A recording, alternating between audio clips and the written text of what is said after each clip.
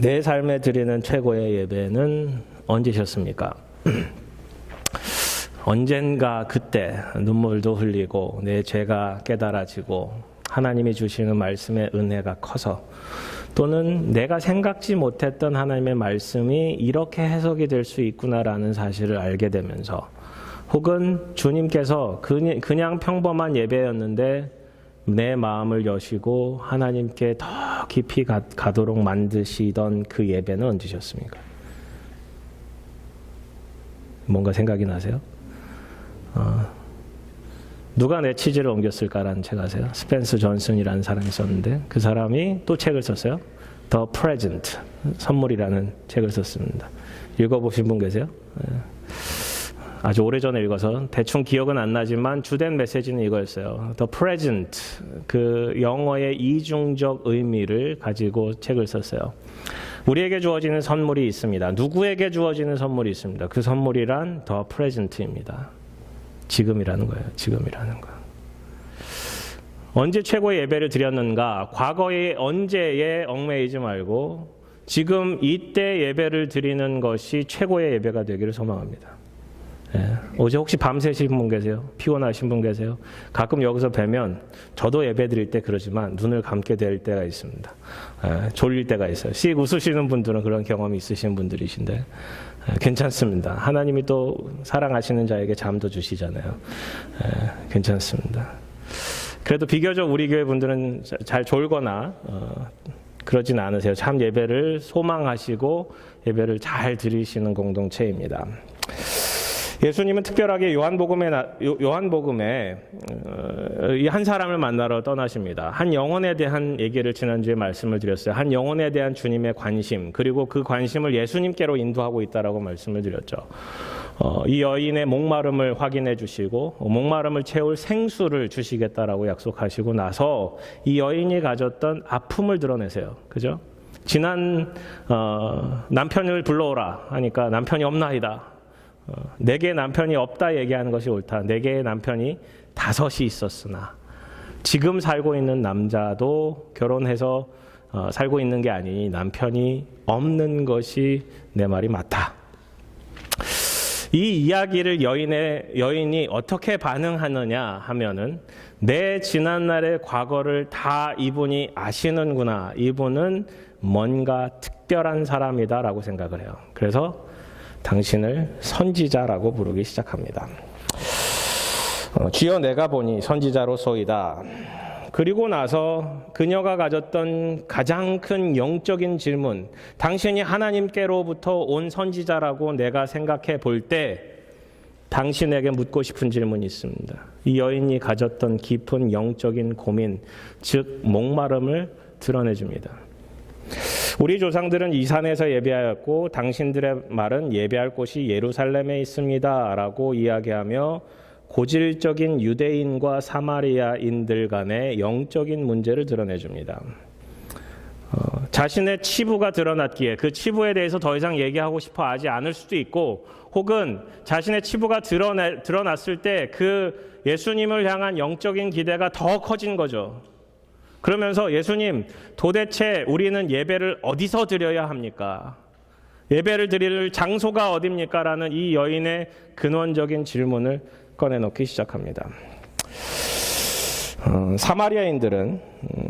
사마리아인들이 가졌던 성경이 있었어요. 슬라이드 넘겨주시면 The Samaritan Pentateuch이라고 얘기하며 모세오경을 99% 이상 완전 그냥 모세오경을 가져온 거죠. 그래서 사마리아인들은 당시에 모세오경만 성경으로 인정을 했다라고 이야기를 합니다. 근데 거기서 중요한 것은 신명기 18장 15절 이하에 모세와 같은 선지자를 다시 보낼 것이라고 말씀을 하세요. 그래서 선지자와 같은 그 사람이 다시 올 것인데 그 사람은 종말론적 메시아닉 피겨라는 거예요. 메시아 같은 사람이라는 거예요. 사마리아 사람들은 그 선지자를 기다린 거고 유대 사람들은 메시아를 기다렸다는 그 조금은 다른 그들의 종교 현상을 오늘 본문을 통해서 드러내주고 있는 거예요. 그 메시아를 뭐라고 부르느냐? 타헤브라고 불러요. 회복할 자, 우리 사마리아 땅을 하나님의 약속의 땅으로 축복의 땅 그리심산과 저주의 땅 에발산을 중심으로 이루어지는 이 사마리아 이 땅에서 그리심산 축복의 땅에 성전을 지어놓고 우리가 하나님을 온전히 섬깁니다라고 얘기하는 이 사마리아 사람들, 그들이 꿈꾸는 구원자를 기다린 거예요. 그를 선지자라고 얘기하는데 이 여인이 그 선지자를 얘기했는지 혹은 단순히 하나님으로부터 온 선지자를 얘기하는지는 우리는 알 수가 없어요. 하지만 여기서 알 수 있는 것은 이 여인이 사마리아의 예배와 유대인의 예배를 구분짓고 있다라는 사실을 우리는 알게 됩니다. 결국은 예배에 대한 얘기예요. 이 여인의 영적인 목마름에 대한 얘기예요. 여기에 대해서 예수님께서 말씀해 주십니다. 참된 예배가 무엇인가?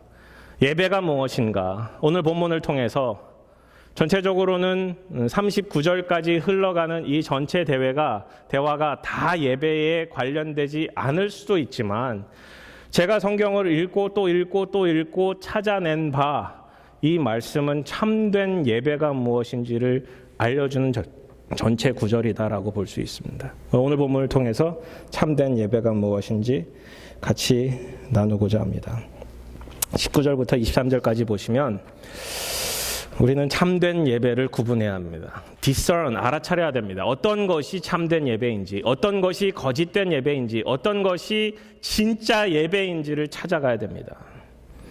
여자가 이르되 주여 내가 보니 선지자로소이다. 우리 조상들은 이 산에서 예배하였는데 당신들의 말은 예배할 곳이 예루살렘에 있다 하더이다.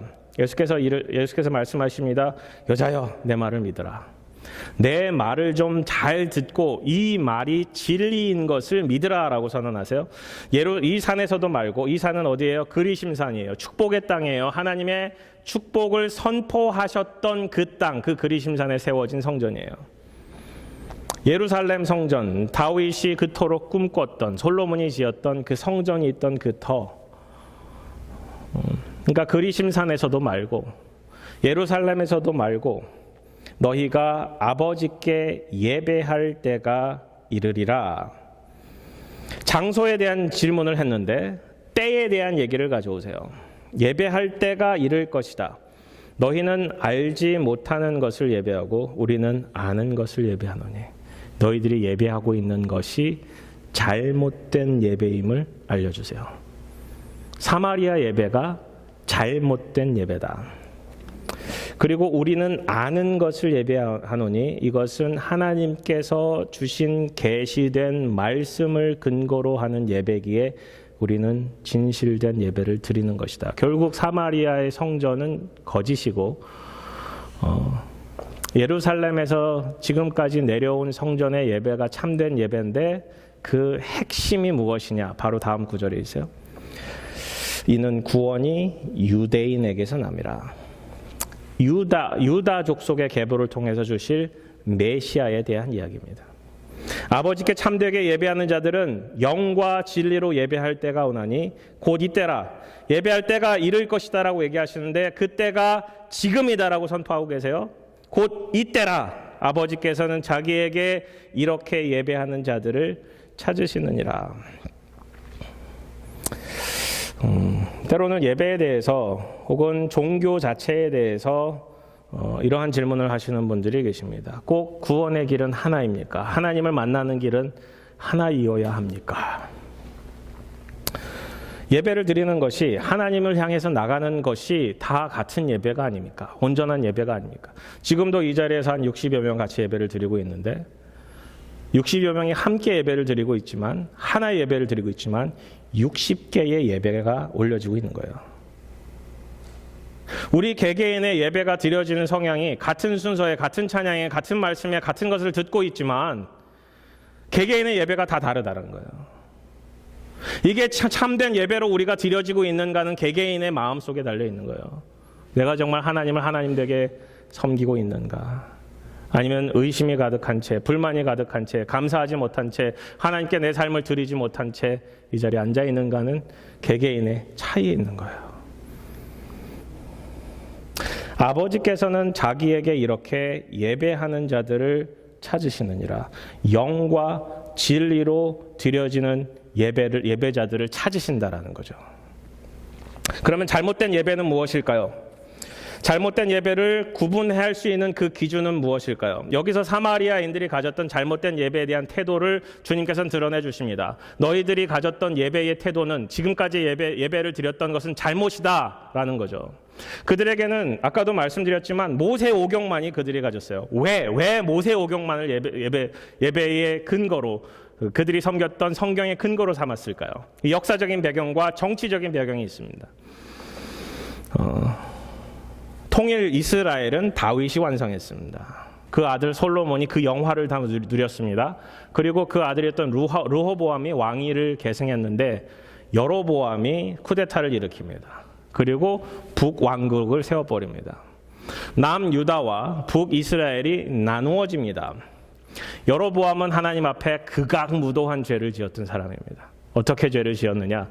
당시에 왕이 되고 나서 보니까 사람들이 남유다 예루살렘으로 예배를 드리러 가는 거예요. 절기 때마다 가는 거예요. 계속적으로 가는 거예요. 남유다의 그들의 마음의 고향을, 그들의 영적 고향을 남유다로 두는 거예요. 마음에 들지 않았죠. 어떻게 했을까요? 성경의 근거를 찾아서 축복의 땅 그리심산에 자기 마음대로 그 정치적 백그라운드를 가지고 성전을 지어버린 거예요. 우리가 예배할 땅은 남유다 예루살렘이 아니라 그리심산이다. 그 근거는 하나님이 주셨던 축복의 근거를 둔다. 그럴듯하죠. 하나님의 말씀 가지고 한 거니까. 그리고 나서 남유다로 내려가는 거를 제해버린 거예요. 그 핵심은 어디 있었어요? 하나님께서 다윗에게 성전을 짓도록 하지 말았던 그 근거도 인간 중심적인 예배가 아니라 하나님이 허락하시는 하나님 중심적인 예배를 드려야 된다라는 말씀을, 메시지를 그들의 삶을 통해서 주시는 거죠. 근데 사마리아 예배는 뭐예요? 인간 중심적이었어요. 그 근거가 인간에 있었어요. 그 시작점이 인간의 욕심에 있었어요. 어떤 예배를 드렸습니까? 첫 번째, 핑계와 변명거리를 중심으로 스스로 예배의 자리를 만들어냈어요. 두 번째, 오류를 가리고 은폐의 수단으로 예배를 삼습니다. 수많은 이단들이 그래요. 그들이 가졌던 이단의 창시자의 욕심은 뒤로 한 채 그들은 그럴듯하게 앞으로 나옵니다. 세 번째, 경쟁심이나 야심을 따라한 것입니다. 여기도 예루살렘에 남유다에도 있으니까 우리도 하나 가지자라는 거죠. 시대를 혼동하였고 하나님의 인도하심과 선지자들의 말씀과 하나님의 메시지를 듣지 않았습니다. 결국 하나님의 말씀 중심의 진리로 그들이 예배를 드린 것이 아니었습니다. 그걸 제한한 거죠. 스스로 제한한 거죠. 하나님 온전히 드리는 예배 방법을 온전히 계시받기를 거부한 거예요. 왜 구원이 유대인에게서 남이냐? 결국은 메시아닉 피겨를 중심으로 쓰여있는 구약 성경 전체를 우리가 예배의 텍스트로 받아야 된다는 거예요. 아까도 말씀드렸지만 하나님을 예배드리는 방법이 진리로 이르는 길이 여러 가지일 수 있지 않을까라는 생각을 하게 됩니다. 그럴 수도 있다라고 생각을 할 수도 있지만 좀 더 깊이 생각해 보면 당신들이 하나님을 혹은 진리를 찾아가는 그 여정을 우리는 안호해 줍니다. 그리고 그것도 맞을 것 같습니다라고 얘기하기 시작하면 결국은 진리는 없는 거예요. 왜? 진리의 충돌이 일어나기 때문에. 지금 이 시대는 종교의 전쟁이라고 이야기합니다. 왜? 진리가 충돌하기 때문에. 결국 사마리아인들의 가졌던 하나님을 섬기고 하나님이 주셨던 모세오경을 가지고 하나님을 예배했다면 문제가 될 게 무엇이 있느냐라고 생각하는 그들의 입장을 바라보면 그들의 핵심은 뭐예요? 인본주의에 있습니다. 이 땅에 가지고 있는 모든 진리, 인양 여겨지는 모든 종교는 인본주의에 있습니다. 어떠한 종교도 하나님 혹은 절대적인 신이 인간을 사랑하셔서 절대적인 신이 희생을 하였다는 종교는 없습니다. 수많은 이단들이 기독교 내에 있어요. 다른 어떤 종교보다도 이단이 기독교에 더 많은 것 같아요. 왜? 거기에 있는 진리 가운데 마음에 들지 않는 것들을 바꿔가기 시작하기 때문에, 외면하기 시작하기 때문에. 때로는 우리가 좋아하는 말씀을 더 깊이 좋아하고 상고하고 하기도 합니다. 근데 그것만 붙들면 안 돼요. 성경 66권이 전체적으로 우리 마음 가운데 들어와야 됩니다. 계시된 하나님의 말씀이기 때문에. 사마리아인들이 가졌던 오류를 우리가 범하면 안 됩니다. 결국은 그 핵심은 하나님께 있습니다.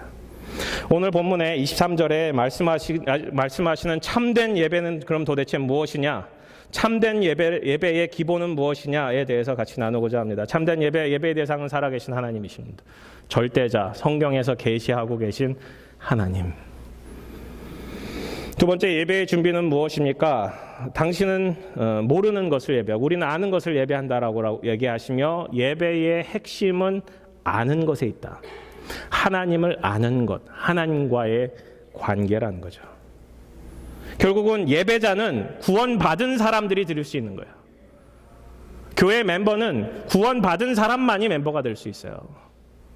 아무나 들어와서 예배를 온전하게 하나님을 섬기지 않는, 하나님을 믿지 않는 사람들이 온전한 예배를 드릴 수 없어요. 좀 이따 말씀드릴게요. 왜 그런지. 세 번째, 예배의 핵심은 예수 그리스도예요. 우리를 구원하신 구원자. 그렇지 않으면 하나님께 나아갈 길이 없기 때문에. 예배의 방법이 영과 진리입니다. 이 말씀을 하시고 나서 하나님은 영이신이라는 구절이 더해져요. 참된 예배는 영과 진리로 하나님께 드리는 것인데 그 때가 언제냐? 지금이라는 거예요. 근데 영적인 예배를 드려야 되는데, 영으로 예배 드렸는데 그 영에 대한 의미를 이 저자는, 또 이 요한복음 4장의 말씀은 다시 한번 말씀해줘요. 그 영이 무엇이냐? 하나님은 영이시니에요. 하나님은 영이시니에요. 이 말은 우리가 하나님께 초점을 맞춰서 하나님의 레벨로, 하나님이 원하시는 예배로 나아가야 된다는 뜻이에요. 인간적인 레벨이 아니라 우리가 중심이 되는, 인간이 중심이 되는 예배가 아니라 하나님이 영이시니 하나님이 중심이 되는, 하나님이 기뻐 받아주신 예배를 드려야 된다는 것입니다. 예배 드리는 자는 하나님께서 찾으시는 분들이죠. 신령과 진정으로 온전히 드리는 예배자. 여기서 진리는 예수 그리스도입니다. 우리가 하나님의 레벨로 나아갈 수 있는, 영적인 예배로 나아갈 수 있는 유일한 길은 하나님께서 우리에게 오신 거죠. 우리는 하나님께로 나아갈 수 없습니다. 우리는 영적인 예배를 스스로 드릴 수 없는 자들입니다. 하나님께서 우리를 찾아오셨어요. 그리고 우리를 영적인 레벨로 끌어올려 주세요. 그게 누구세요? 예수 그리스도세요. 그리고 진리에 대해서, 진리가 무엇이냐? 예수님께서 요한복음 14장 6절에 내가 곧 뭐라고요? 길이요 진리요 생명이니 나로 말미암지 않고는 아버지께로 올 자가 없느니라 라고 쓰고 계세요. 결국은 진리는 예수님이시고 아버지께로 영적인 예배를 드릴 수 있는 그 길은 오로지 예수 그리스도밖에 없다라는 거죠. 그 예배의 방법은 영과 진리로, 결국은 예수 그리스도가 중심이 되는 예배밖에는 우리는 드릴 길이 없습니다. 예배의 시간은 now, the present time. 고린도후서 6장에 보면 지금은 은혜 받을 만한 때요. 곧 보라 지금은 구원의 날이로라. 결국 우리가 신령과 진리로 드리는 예배의 때는 내일이 아니라, 썬데이가 아니라, 언젠가가 아니라, 그때가 아니라 지금이라는 거예요. 여러분 참된 예배를 드리고 계십니까? 살아계신 하나님께 준비된 예배로 영과 진리로 하나님께 온전히 올려드리고 계십니까? 예수 그리스도가 중심이십니까? 지금 예배를 온전하게 받으실 만하게 드리고 계십니까? 결국 참된 예배는 참된 예배가 뭔지를 구분하는 데서 시작이 됩니다. 두 번째, 참된 예배는 그리스도 중심입니다. 24절에 보시면 하나님은 영이시니 예배하는 자가 영과 진리로 예배할지니라. 여기서 여인이 대화를 바꿔요. 오케이, 영과 진리로 예배한다. 근데 이 여인이 사실 모든 것을 잘 인식하지 못했어요. 영원히 목마르지 않는 물 주신다고요. 내 모든 아픔을 당신께서 아신다고요. 예배를 드릴 곳이 이곳저곳도 아니라 영과 진리로 하나님을 온전히 예배할 때가 오는데 그것이 이때라고요.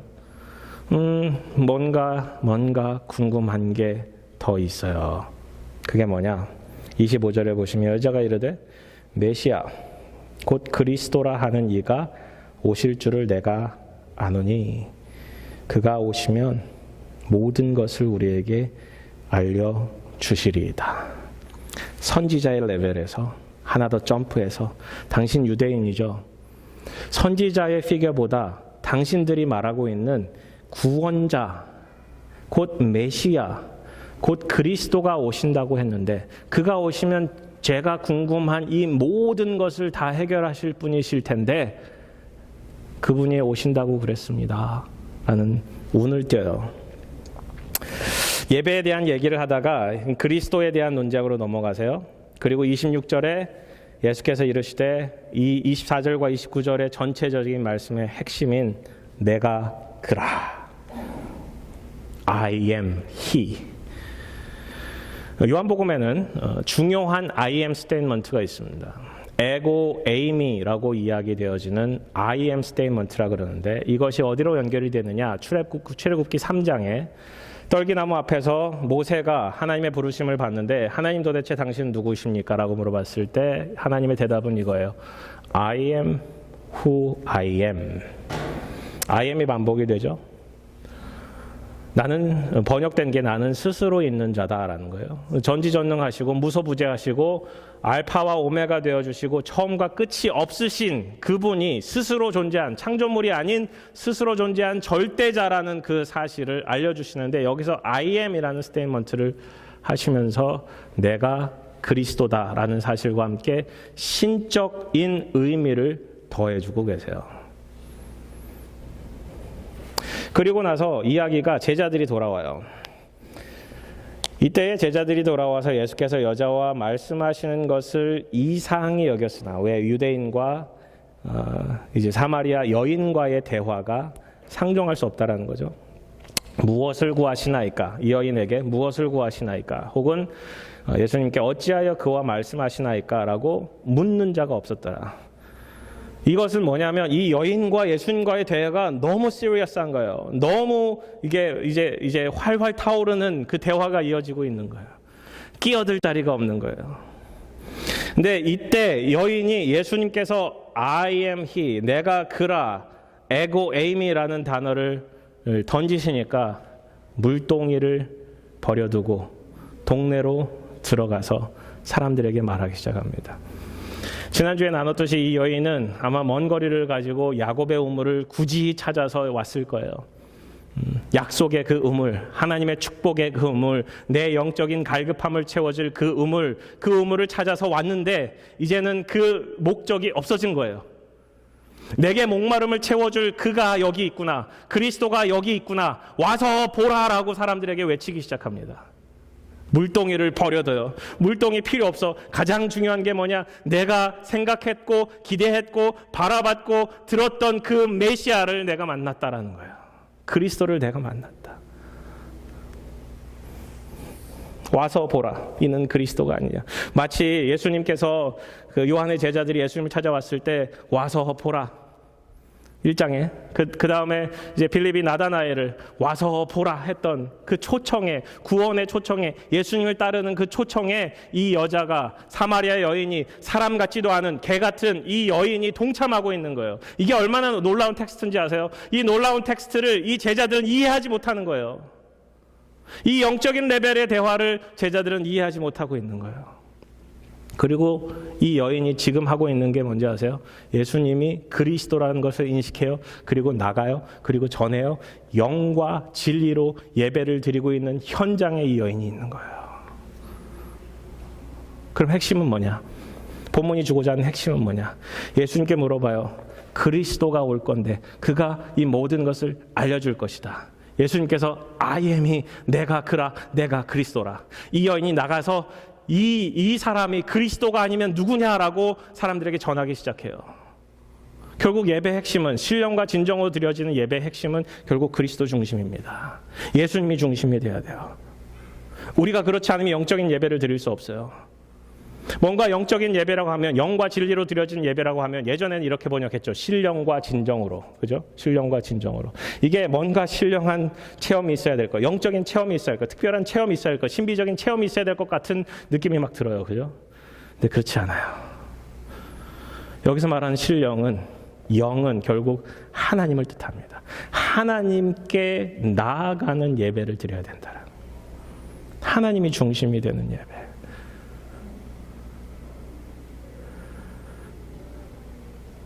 예배는 평가의 대상이 아닙니다. 오늘 예배 좋지 않았어? 오늘 찬양 좋았어. 이러한 평가가 사실은 하나님이 원하시는 게 아닐 수도 있어요. 대신에 우리가 드려야 되는 예배가 다음과 같은 예배입니다. 로마서 12장 1절에 영적인 예배에 대해서 이렇게 설명을 해요. 그러므로 형제들아, 바울의 설명입니다.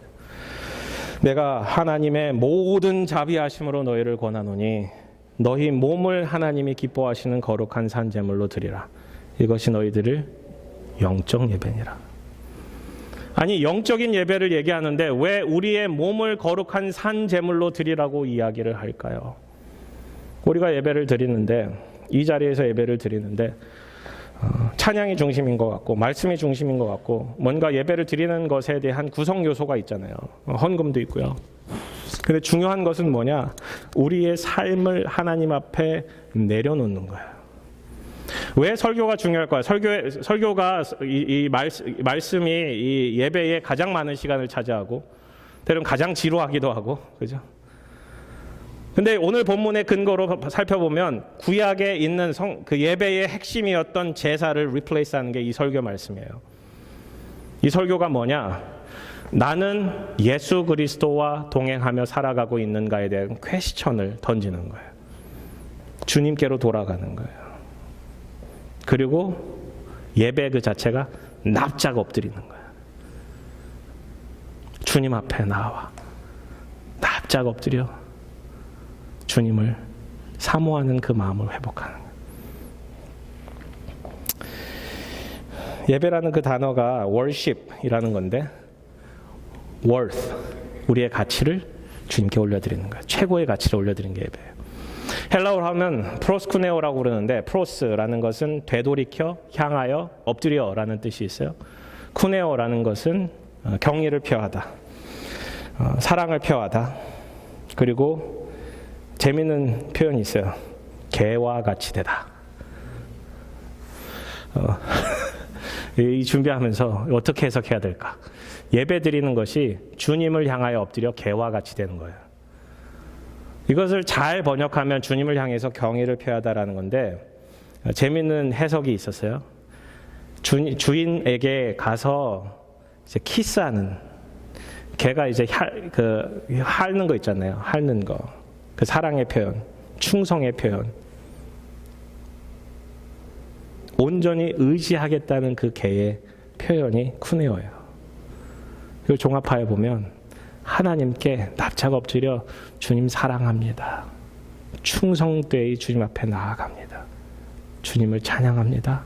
주님을 의지합니다라는 거예요. 결국 말씀을 들으면서 나는 그렇게 살아가고 있는가를 되돌아보고 내 삶은 어떻게 살아야 되는가 다시 한번 적용해보고 내 삶을 주님 앞에 산 제사로 온전히 내어드리는 것이 이 설교의 과정입니다. 그냥 좋은 얘기 듣는 게 아니라, 좋은 말씀 듣는 게 아니라, 성경을 해석하는 게 아니라 이 말씀을 듣고 내 삶의 living sacrifice의 과정이 이 설교의 과정이에요. 마치 제물을 각을 떠서 잘라서 피를 다 흘려보내고 그 희생제사를 올려드리는 것처럼 우리의 삶을 그렇게 드리는 거죠. 예수님 그렇게 하셨잖아요. 우리는 이 자리에서 피를 흘리지 않습니다. 각을 뜨지 않습니다. 우리의 몸을 주님께 리빙 세크리파이스로 드리지 않습니다. 대신에 예수님께서 하셨기에 예수님을 꼭 붙잡고 나아가는 거예요. 히브리서 4장 말씀을 같이 보실까요? 히브리서 4장 14절에 이런 말씀이 있어요. 그러므로 우리에게 큰 대제사장이 계시니 승천하시니 곧 하나님의 아들 예수시라. 우리가 믿는 도리를 굳게 잡을지어다. 16절 같이 읽어볼까요? 시작. 그러므로 우리는 긍휼하심을 받고 때를 따라 돕는 은혜를 얻기 위하여 은혜의 보좌 담대히 나아갈 것이니라. 우리가 하나님의 보좌 앞에 담대히 나아갈 수 있을까요? 없어요. 하루에도 5만 가지 생각을 하며 죄를 짓잖아요. 죄를 짓는 횟수를 세어보면 우리는 날이 새도 부족할 수밖에 없어요. 그렇게 우리의 대제사장 되신 예수를 굳게 붙들어야 돼요. 우리를 여전히 사랑하시고 용서하시고 품으시고 우리를 하나님께로 인도하는 그분, 그렇게 우리는 예수님을 의지하며 담대히 하나님께 나아갈 수 있습니다. 그렇게 예배는 그리스도 중심이어야 합니다. 십자가 중심이어야 합니다. 복음 중심이어야 합니다. 예배에 대한 내용들이 계속 이어지는 것 같아요.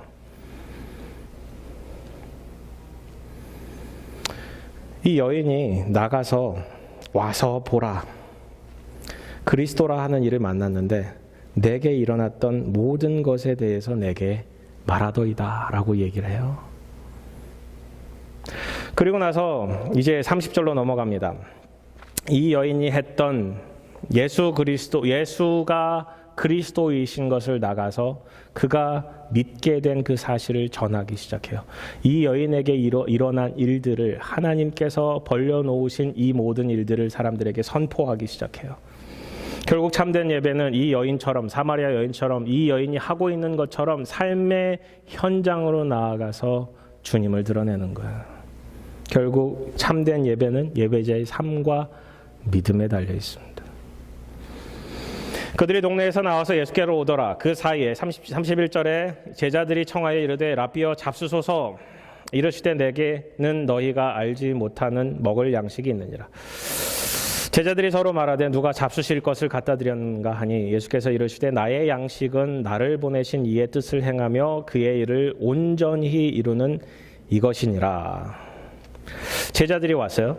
그리고 이제 오버랩되죠. 여인은 떠나가고 제자들이 이제 들어와서 예수님께 먹을 것을 드립니다. 예수님, 저희들 먹을 거 사러 갔다 왔습니다. 그래서 예수님 드세요. 분명히 4장을 시작하면서 예수님께서 피곤하여 지치셨고 그 우물가에 야곱의 우물에 털썩 주저앉으셨다라고 본문은 기록해주고 있어요. 배고프셨을 거잖아요. 목마르셨을 거잖아요. 근데 마셨다, 드셨다라는 구절은 없어요. 대신에 나의 양식은 따로 있다라는 좀 이상한 차원이 다른 얘기를 시작하세요. 니고데모에게 거듭난 자만이 하나님 나라를 볼 수 있고 하나님 나라에 들어갈 수 있다라는 얘기를 니고데모가 이해하지 못한 것처럼 이 여인에게 물에 대해서, 영원히 목마르지 않을 물에 대해서 얘기했을 때 나에게도 먹게 하시고 영원히 목마르지 않게 하시고 이 우물 좀 그만 오게 좀 해주십시오라고 요청하는 그 얘기랑 똑같아요. 예수님은 영적인 차원의 얘기를 하고 계시고 이 사람들은 육적인 차원의 얘기를 하는 거예요. 이 제자들의 무지함, 제자들의 영적이지 못함을 주님께서는 깨워주고 싶어 하시는 거예요. 영과 진리로 예배를 드린다는 것이 이것이죠. 우리가 육적인 것에 머무르지 않고 영적인 레벨로, 하나님의 레벨로 나아가서 하나님의 시각으로 세상을 바라보고 하나님이 원하시는 것이 무엇일까를 찾아가는 것이 진정한 참된 예배다라고 주님은 알려주시는 거예요. 이 구절에 대해서 사람들의 학자들이 얘기가 많아요. 이게 삽입구절이다. 아니면 이게 지금까지 있던 얘기랑 좀 다른 얘기들이다라고 좀 이걸 분리시키려고 해요. 이게 같이 갈 수가 없죠. 예배에 대한, 그리스도에 대한 얘기를 하다가 그 다음에 전도에 대한, 그 예수님을 믿는 것에 대한 얘기를 하는데 갑자기 전도 혹은 추수에 대한 얘기를 하기 시작하시잖아요. 이게 같은 얘기예요. 이걸 같은 얘기예요. 영과 진리로 드려지는 예배가 도대체 무엇인지에 대해서 예를 들어 설명해 주시는 거예요. 35절에 너희는 넉 달이 지나야 추수할 때가 이르겠다 하지 아니하느냐. 그러나 나는 너희에게 이르노니 너희 눈을 들어 밭을 보라. 희어져 추수하게 되었도다. 여전히 추수하려면 넉 달이 지나야 되는데 이제 막 파종했는데 나는 지금 밭에 있는 것들, 농작물들을 수확하는 얘기를 하고 싶어 하는 게 아니라는 얘기를 해주시는 거죠. 결국은 이 추수에 대한 이야기를 하시면서 추수에 대한 이 패러블이, 이 잠깐의 예화가 결국 하나님의 시각의 영적인 레벨의 대화임을 예수님께서 설명해 주시는 거예요. 거두는 자는 이미 삭도 받고 영생에 이르는 열매를 모으나니 이는 뿌리는 자와 거두는 자가 함께 즐거워하게 함이라. 그런즉 한 사람이 심고 다른 사람이 거둔다 하는 말이 옳도다. 이 위대한 37절의 텍스트를 이 컨텍스트로 잘 살펴보면 이 한 사람이 누구예요? 예수님이 될 수 있죠. 또 한 사람이 누구예요? 사마리아 여인이에요. 나가서 내가 그리스도를 만난 것 같다. 그가 내 삶의 모든 것을 알고 계셔. 위대하지 않아? 이 여인은 한 낮에 잘 물을 기르러 오지 않은 그때에 물을 기르던 사람이에요. 5번의 결혼 실패가 있었어요. 6번째 결혼도 사실은 불륜 관계이든 뭔가 정확하지 않은 결혼하지 않은 결혼 관계예요. 이상한 관계예요. 많은 사람들의 지탄을 받을 수도 있었어요. 아마도 이 여인은 다른 사람들 만나기 싫어했을 수도 있어요. 하지만 그리스도를 만났다라는 이 기적적 사건을 통해서 이 여인은 완전히 바뀌어요. 나가서 전하기 시작해요. 내가 그리스도를 만난 것 같아. 와 보라. 한번 와서 봐봐. 이 사람이 그리스도가 아닌지 좀 확인 좀 해봐봐. 이것처럼 영적인 위대한 깨우침과 그가 삶의 정황으로 나아가서 전하고 있는 이 심는 역할, 복음을 전하는 역할, 위대하고 있잖아요. 거두는 건 누구예요? 제자들이에요. 내가 너희로 노력하지 아니한 것을 거두러 보내었노니 다른 사람들은 노력하였고 너희는 그들이 노력한 것에 참여하였느니라. 이 말씀을 곰곰이 생각해 보니까 예수님께서 홀로 남고 제자들을 보내신 이유가 있었어요. 얼마나 갔는지는 몰라요. 몇 명이 갔는지는 몰라요. 당시에 사마리아인들을 끔찍한 이방인보다도 못한 사람들로 여겼기 때문에 그들과의 접촉을 가능한 최소로 했을 거예요. 어딘가 가서 빵을 샀을 것이고 어딘가 가서 맛있는 것을 여러 가지 음식들을 샀을 거예요. 그죠? 사람들과 만났을 거죠. 그들과 함께 했을 거죠. 그들에게 나가서 그리스도가 누구신지 복음을 전할지 만무하죠. 왜? 육적인 레벨이 있었기 때문에. 전혀 그렇지 않습니다. 근데 예수님께서 보라, 너희들이 이 자리에서 사람들이 오는 것을 거둘 것이다. 웬걸요? 수많은 사마리아 사람들이 달려오기 시작합니다. 빵집 주인도 왔을 거고 고깃집 주인도 왔을 거고 야채집 주인도 왔을 거고 식당 주인도 왔을 거고 그 모든 마을 사람들이 와서 좀 아까 만났던 사람인데 그리스도가 누구신지 전하기 시작하면 이제 그들을 그리스도인들로 수확하기 시작합니다. 이 놀라운 텍스트가 결국은 예배의 핵심이라는 것입니다. 결국 예배가 우리가 이 자리에서 드려지는 찬양과 말씀으로 끝나는 것이 아니라 삶의 정황으로 나아가서 그리스도가 누구신지, 하나님이 누구신지, 하나님의 영광과 하나님의 기쁨을 간구하고 구하는 삶으로 넘어가는 거죠. 이 여인이 했던 것은 무엇입니까? 전도예요. 심는 거예요. 제자들이 했던 것은 무엇입니까? 추수였어요. 거두는 거였어요. 결국 우리에게 주어진 사명인 전도의 사명을 예배로부터 가져오는 거죠. 39절이 핵심입니다. 여자의 말이 내가 행한 모든 것을 그가 내게 말하였다 증언하므로 그 동네 중에 많은 사마리아인이 예수를 믿는지라. 이 여인이 예수님을 믿었는지에 대해서는 정확하게 나타나지 않아요. 근데 물동이를 버려두고라는 근거와 많은 사마리아인들이 예수님을 믿었다라는 것을 근거로 이 여인도 온전한 믿음을 가졌을 것이다라고 얘기합니다. 왜? 와서 예수님이 그리스도인지를 확인했기 때문에. 이 일을 예수님께서 하고 계신 거예요. 그리고 이 일을 우리도 하라고 불러주시는 거예요. 그러므로 예수께서 그들에게 이르시되 내가 진실로 진실로 너희에게 이르노니 아들이 아버지께서 하시는 일을 보지 않고는 아무것도 스스로 할 수 없나니 아버지께서 행하시는 그것을 아들도 그와 같이 행하느니라. 아버지께서 행하신 것을 아들도 행하시는 거고 그 아들도 행하시는 것을 너희들도 하라고 주님께서 요청하시는 거죠. 너희들이 이 일, 추수하는 일에 같이 동참해야 된다. 그리고 심었던 그 씨앗이 여전히 4개월이 지나서 싹을 틔우고 열매를 맺는 것이 아니라 바로 이 자리에서 열매를 맺는 놀라운 현장을 주님께서 보여주신 거예요. 밭이 휘어져 추수할 때가 되지 않았느냐. 결국은 영과 진리로 예배를 드리는 것, 하나님의 레벨에서 그 영적인 레벨에서 진리를 붙들고 그리스도를 붙들고 나아가서 그 그리스도를 선포하며 살아가는 그것이 결국 영과 진리로 드려지는 참된 예배라는 거죠. 그 예배의 현장은 이 산에서도 말고 저 산에서도 말고 이 성전에서도 말고 어디서도 말고 우리의 삶의 현장에 있다라는 사실을 본문을 통해서 우리에게 알려주십니다. 여러분의 삶의 현장은 예배의 장소입니다. 여러분의 인생의 가치가 어디에 있으십니까? 이 여인처럼 고백할 진실된 만남이 있으십니까? 예수님을 인격적으로 만나셨습니까? 내가 하나님 앞에 나아갈 수 없는 죄인이라는 사실과 하나님께서 이 땅에 육신을 입고 오셔서 우리를 위해서 십자가를 지시고 모든 피를 흘리시며 우리의 죄를 대속해 주신 그 십자가의 보혈의 은혜를 믿으십시오. 그것이 유일한 하나님께 나아갈 수 있는 진리입니다. 영과 진리로 드려지는 예배는 하나님이 중심이 되는 예배입니다. 그리스도가 중심이 되는 예배입니다. 결국은 우리의 삶의 현장에서 주님께 올려지기를 주님 이름으로 축원합니다. 예전에 제가 사우스 다코타에 좀 있었어요. 싱글 때, 22살 때, 23살 때 교환학생으로 가서 이제 한 학기 거기 있는데 그 동네는 소가 사람보다 더 많아요. 굉장히 광활한 땅인데 가장 큰 도시, 제가 있던 도시가 16만이었어요. 그러니까 사람이 별로 안 살던 굉장히 황량한, 한국 사람도 한 40명 정도 같이 살았어요. 한국 사람이라고는 그 전체 학교 학생 수가 한 800명에서 900명 정도 됐고, 에이시안이라고는 딱 3명 있었어요. 저희 교환학생 3명.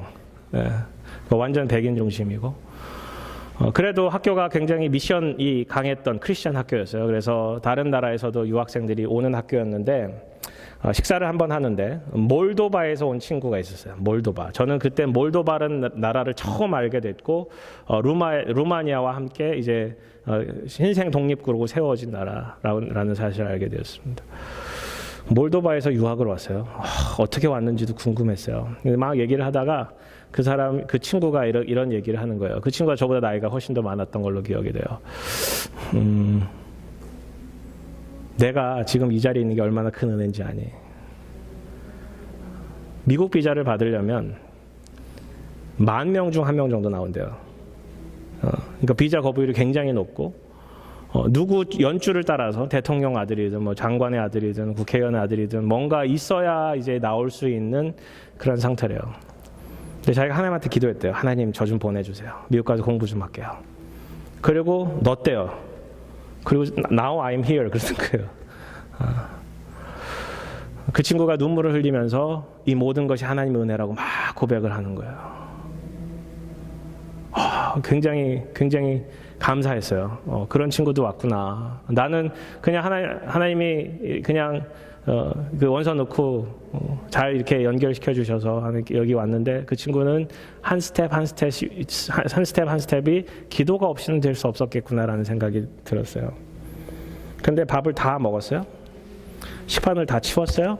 그리고 가면 되는데 거기 있던 그 행주 같은 걸 하나 들고 나와서 열심히 그 우리가 먹던 자리를 닦기 시작하는 거예요. 닦고 나서 옆 테이블도 닦아요. 우리가 거의 마지막에 말이 좀 길어져서 우리가 거의 마지막이었기 때문에 여전히 기억해요. 그 모든 책상을 다 닦고 그걸 가는 거예요. 그걸 보면서 대단하다. 제가 나중에 식당에 취직했는데 식당에서 일하는 친구도 아니었어요. 그 친구의 마음속에 그게 있는 거예요. 하나님의 은혜에 대한 감사와 감격이 있는 거예요. 그리고 그게 삶으로 표현이 되더라고요. 한편으로는 부럽기도 했고 한편으로는 도전도 됐어요. 우리의 일상에서 저런 모습들이 좀 일어나면 어떨까? 하나님을 진정으로 예배한다는 것이, 하나님이 신령으로 예배한다는 것이 결국은 우리의 삶 속에서 그리스도가 드러나는 삶이 아닐까? 우리의 삶은 때로는 무겁습니다. 예수를 믿고 살고 정직하게 사는 것이 더 무겁습니다. 무거운 짐을 지는 것은 더 가볍기 때문입니다. 사실은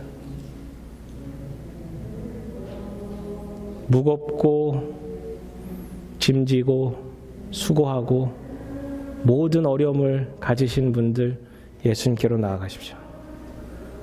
예수님께서 그 짐을 다 지어주시고, 우리가 예수님을 지었을 때 쉽고 가볍다 말씀하십니다. 때로는 무거운 짐이지만 그리스도인으로서 살아가는 것이, 세상 속에서 빛과 소금의 역할을 감당하며 사는 것이 굉장히 무겁고 힘든 일이지만 그것이 가볍고 쉬운 생명의 길임을 붙들기를 주님의 이름으로 축원합니다. 같이 기도하시겠습니다.